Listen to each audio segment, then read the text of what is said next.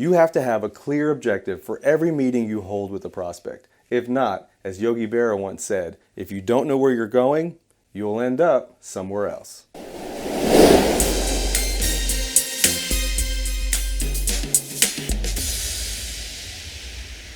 In our previous session, we discussed the 4 possible outcomes of a prospect meeting.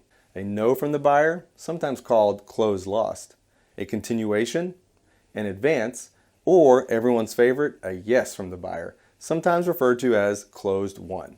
While none of us like hearing a prospect tell us no, it's better to get a direct no instead of being trapped in continuation land. And that's because a no means we can move on and make room for a better prospect in our sales pipeline, while a continuation means we do all the work while the prospect is not investing any resources in us. Not cool. While our ultimate goal is to get the prospect to say yes, there may still be a few important points to cover in the meeting or in future meetings before a yes is even feasible. That's where advancing the sale comes into play. So how do you advance a sale? Let's take a closer look at the 3 most common types of advances you can implement to move your meeting closer to a yes. Data-driven advances, experiential-driven advances, and buyer persona-driven advances. Data-driven advances are used when your buyer needs some sort of custom proposal to make a decision, and she has to provide you with the specific data in order for you to complete the proposal. These advances are centered around the prospect committing to take action and provide the data. Now, ideally, your goal is to get your hands on that information before or during the meeting, but worst case, you can take a leap of faith with your success and hope the prospect gets it to you after the meeting. Either way, your next step is to schedule the next meeting for the 2 of you to review the proposal together. Remember, you must get the next meeting scheduled before you leave this first meeting. Then send the invite immediately following. Of course, be sure to use the what's in it for me principle here. It might look something like this. After the buyer has either provided the information needed for a proposal or commits to providing it, the sales professional ends the meeting as follows. Thanks so much for gathering all this information for us. I'll get to work on the proposal ASAP and make sure to cover all the details we've discussed so far. Now, the information I'll provide can be a little complex, so it's best for us to schedule a time to review the information together. We'll need about 3 days to get everything finalized, so how does your schedule look on Thursday or Friday next week? After the prospect answers, the salesperson continues to say, okay, so will morning or afternoon be less crazy for you that day?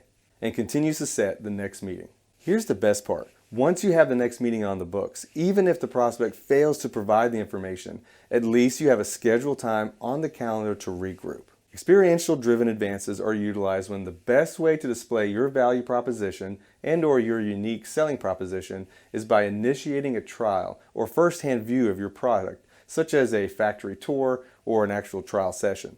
This could be a quick trial that takes place during your first meeting, or in more complex situations, you may have to schedule the trial for a future date. Either way, it does take some commitment from your prospect, so you have a solid plan for an advance.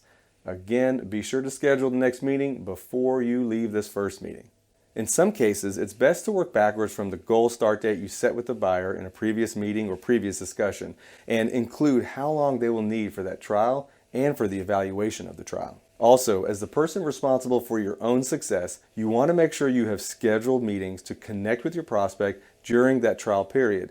And you guessed it, you must schedule that next meeting before you leave this first meeting. Unless, of course, you want to leave your success in the hands of chance. No.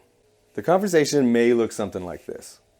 Earlier you mentioned the goal start date to implement the new software is 90 days from now.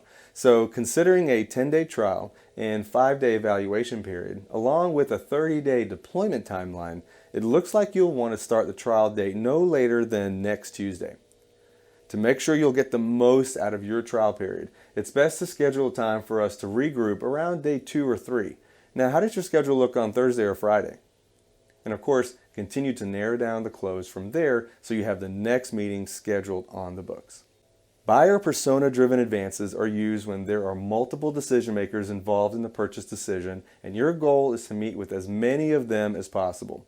Remember, information gatherers can tell you no, but they cannot tell you yes, so it's worth taking the time to meet with as many decision makers as you can.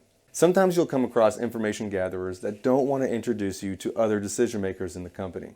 A great tip on getting information gatherers to open up to you meeting with other contacts is to start asking questions that only their counterparts will know the answer to. If you're already working with a top decision maker, remember that it's common for senior level prospects to want buy-in from their team members, which means you'll want to meet with end users and influencers even if you're already working with the final decision maker. As you can see, there are a lot of moving parts in the sales cycle, and to assure your success, you must advance the sale from one step to the next until you get that yes. If not, you're just leaving your success in the hands of somebody else. Not cool. Okay, you know what to do next. Practice designing your sales meeting with the best strategy to advance through each step in your specific sales process. Get busy, and I'll see you in the next session.